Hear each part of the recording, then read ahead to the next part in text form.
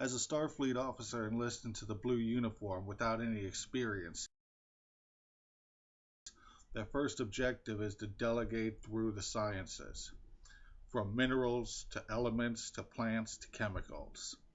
This gives them a profound overview of what to expect before entering the medical half.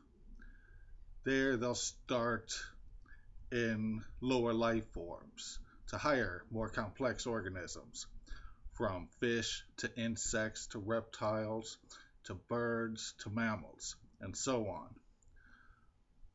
One of their first assignments stations is to monitor biological patterns in the crew, on or off duty. Their internal sensor grid has identified the counselor's biorhythms as non-typical and requires a medical officer to assist the situation assess.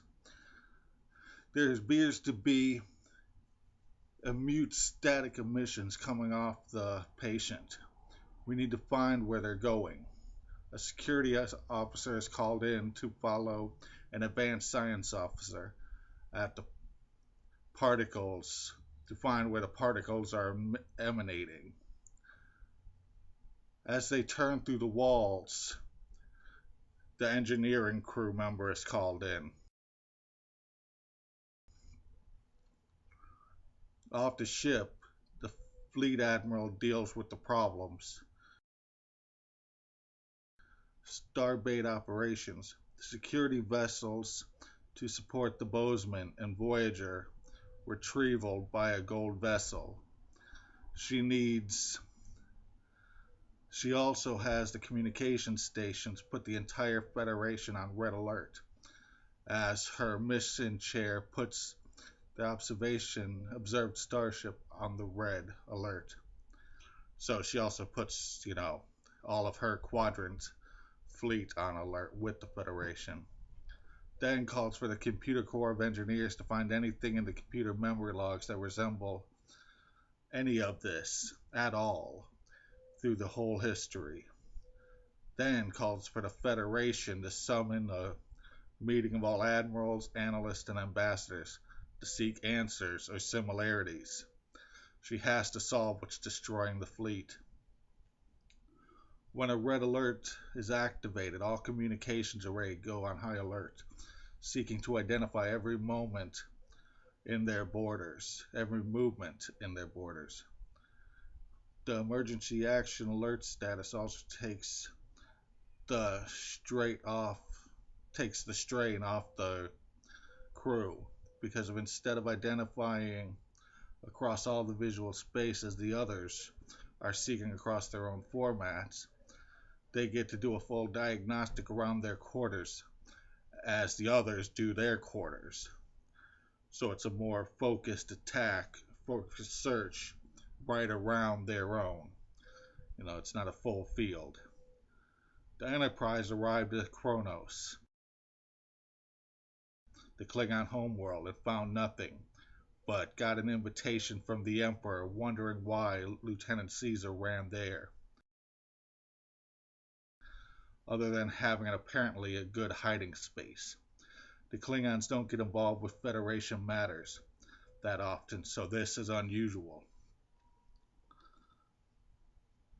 The Klingon Emperor commanded the Imperial emissary to assist the Starfleet. Klingon cities are large and filled with cameras. The inhabitants are also so intimidating that, as weapons begin firing, nobody pays it much attention. A group of 3+1 were firing at an assailant who appears to be using a flamethrower. Then the 1+3 vanished. No ships, no teleporters were used at that moment in Klingon space. The camera's view shows a man, but no distinguishable weapon. But the man at that moment of the teleportation reveals a necklace.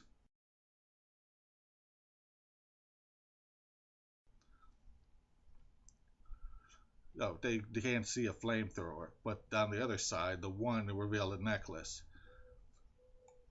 The emperor looked closely, the emissary looked closely. It's either a replica or it's a Q. You need Klingon help, but unless you can present the sword of Kahless, the Emperor will not send one man to your aid, and no Klingon will help you. With this being said, they beamed back aboard the Enterprise and set a course inbound for Kahless' planet. Reports say Kahless was the first Emperor to unite the Klingons under one flag. Although there was an emperor beforehand, it was still a way too overly disputed nation state to really ever consider it an empire. The commander came in. To be sure nothing else was missing on board, I came to hear that none of the Marauder suits are missing, and it would be impossible to smuggle one on board. So how did Caesar get it? This puzzled the situation highly, except with their information of the Q. They arrived at Kahless' palace. The path between the front entrance would not be an easy one. They'll wish they had Caesar. Far off, hundreds of stars away, since each quadrant typically consists of 5,000 stars, you arrive back at the Quadrant Fleet Station. Each station is roughly 3,500, 144.357 feet tall, which equals about 30,500 stories tall. But due to the docking system, each one has 2,765 decks. 2,765 decks tall. The crew complement is comprised of 85,000 Starfleet officers and typically between 120 to 240,000 civilians. Its space dock is capable of holding up to 200 starships, depending on their type.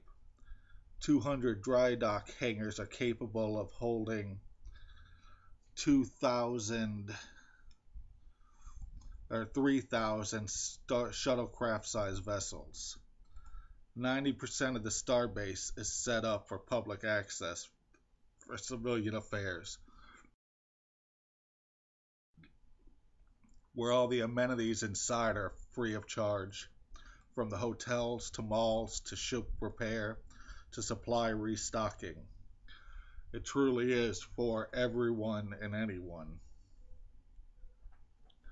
Unfortunately, a hitchhiker gets on board and destroys the Quadrant Fleet Station.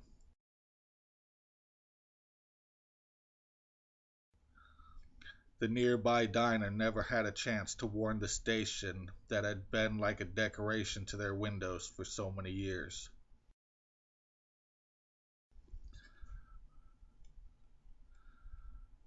Back on the ship, before the away mission is complete, Sergeant Lois is asked to report to medical. Evidence shows she had sex with an alien. She falls into an unwilling to speak depression, so she began effervescing a strong toxin, forcing the ship to head to the nearest space dock and be quarantined and sterilized. They sent an armored transport shuttle and a security shuttle to assist the away mission back at Kahless' planet so that the team can return to the crew. Actually, one of the officers spoke up. In light of the situation, We should launch a Delta fighter alongside for added reassurance. Then they sent a sample of the alien DNA to the 3 shuttles that were bound for DS9, one of the furthest outposts in Federation space. Meanwhile, those very same officers had met up with one of the Rajin's Vehicular Kahafi class battlecruiser, and the species known as the Rajin agreed to meet on Deep Space Nine. They say they know about the Cardassians, and you seem to be losing a lot as of recently, being up to date on all situations being blown up in the Federation. Later on, they end up learning that the DNA is Ferengi. To be continued again.